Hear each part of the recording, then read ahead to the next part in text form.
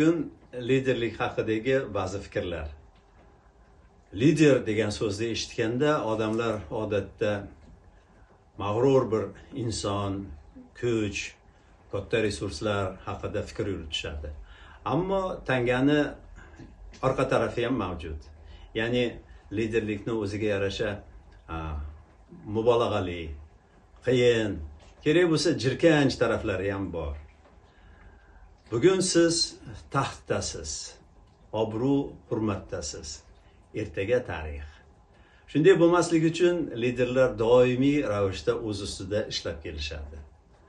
Bugun sizlarga liderlikni saboqlarini o'rganib turganda an'anaviy bo'lib qolgan menejment qarashlaridan sal chekinib, chegaralarini ozroq kengaytirib, inson psixologiyasi haqida ham o'ylash kerakligi haqida gapirmoqchimiz.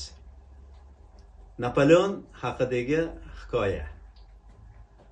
Aytishlaricha, Napoleon katta jangdan oldin generallarini to'plab karta o'yinini tashkil etar ekan. Maqsad hordiq chiqarish emas.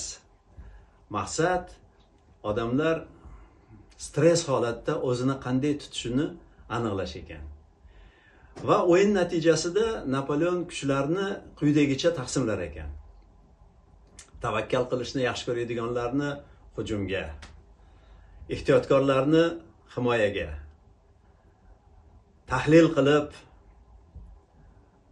fikr yuritadiganlarni zaxirada ushar ekan. Napoleon insonlarni yaxshi yoki yomon toifalariga bo'lmasdan turib, xarakteriga qarab turib, temperamentiga qarab turib ishlatar ekan.